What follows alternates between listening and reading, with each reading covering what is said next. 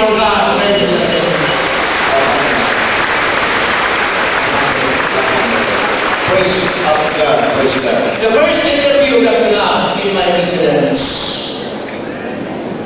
we started early evening, and we ended our first phase of interview until 2 o'clock in the morning.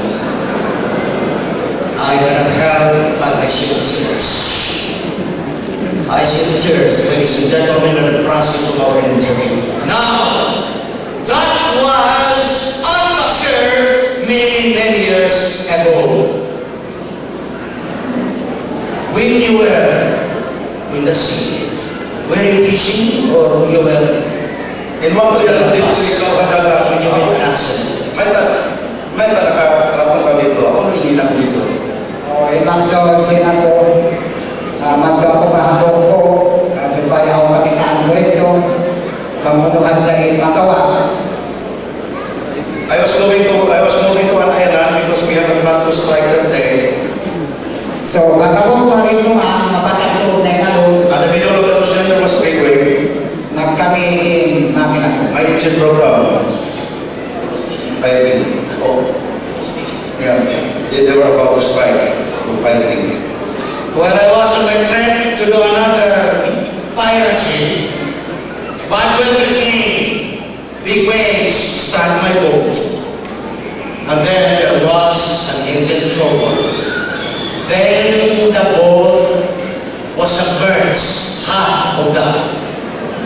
He was clinging to the half-submerged boat. And where were you brought during that shipwreck or when the boat was broken? Where were you brought? What place? Lugar mo na kaya katuan mo pag nalapas ka ulit ito. Alam ko man ito kasi mo noon. So, magkakupit ko ang ito man, nalululipan ka po sa minalapatan na ako malasa sa ulo. Yeah, I was in the middle of the whirlpool, the undersea current, that I was rescued and brought to an island. He was brought to the whirlpool, and he was just there, helpless.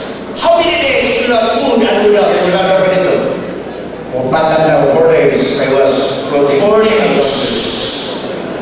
4 days he was there, and no food, no water. You are about to die. Kaya natanong, masok na kong kiyatay. Way na, sinupatan daw yan ito, gago ako, naku, sinakupan siya, way na, I know I was going to die. And you cannot talk. Yeah, di na ako makakitsara. Hindi na ako makabisa. I could no longer talk. And what happened on that very accident that you had in the whirlpool of the sea? Uno nakakaano dito. Nakasayo ako, na tao na kapunta ko, naralan ko babae. Ito na ako I knew later that there was one person who rescued. He risked his life in rescuing me. And he cannot recognize who he was because he was up there. And then came to his rescue. And I would like to tell you, ladies and gentlemen, it was a sort of suicide to help Al-Bashir in that situation. And what happened to the man who came to you? Ano na lang si tao ito? Where were you brought? Ganyan ako pa ba? I was brought to the house. Sintangka ko, yung iknya na, ang panya ako tiyama. They helped me until I gained consciousness. Doon ako rin kamay nila. 2 days after that I gained consciousness. 2 days he cannot talk, so that the whole family don't know who he is and don't know where he came from. And I would like to tell you, ladies and gentlemen, that the man who rescued Al-Bashir comes from the enemy tribe of Shaman. And the people in Sham, ladies and gentlemen, did not know first. And then, after 2 days, you were brought back to the island. Bakas 2 days ago, limabay, aray na kami ito. Yan na ako babae na mo. So, I was accompanied to my home island. So kagunya ko yan niya sa kubo siya abang sa unong. And I asked about his tribe. Invita niya nga sa mal. And the answer was Yama, my So, enemy. law ko, uloy ang ama mo. And then I asked, what is your religion? Law niya, habo ka po law niya, Adventist. I am a Seventh-day Adventist. The one who is converted to the man is the Shaman, Seventh-day Adventist. And then he was brought to the island. There was a generous welcome by the tribe, but the people were murmuring, why this word? And the enemy was the one who said, their Sultan. And you will please tell us the ceremony that was done by your mother. Ano yung nga inak mo yung ito pagkatong yakap?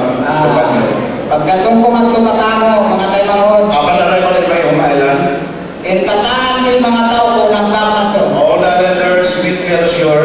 Yuyakan sin ako buhit. They are all happy that I am alive. So, awang hamo, kaya ng mga tao ko, And one of my men asked a question.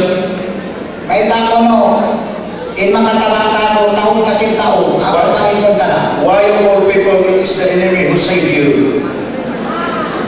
So, inangin ko, And so what your mother did to make a ceremony of reconciliation. Ako nang siya sa inak mo.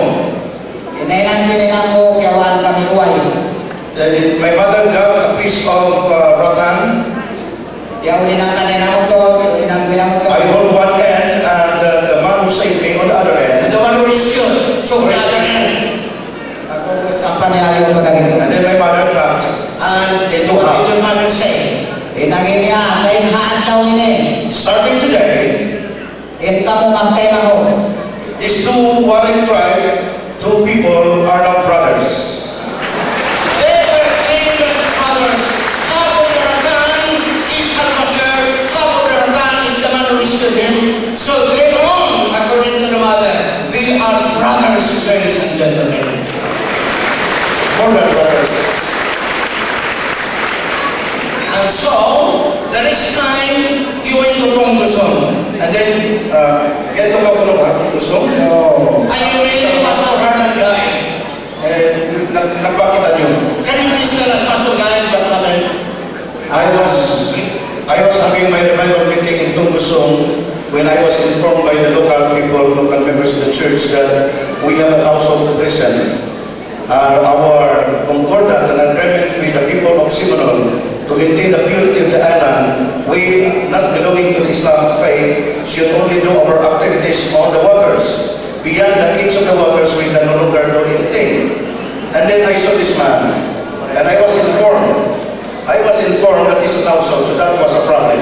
So I went out and greeted him the Islamic way, and then I told him, the Tauso proper bang tao din bagay mo maluwag inalaman mo. The safer you move, the more friends you have, the safer you move. And then I asked, can I hear that the Buko juice in La Island, Young coconut juice.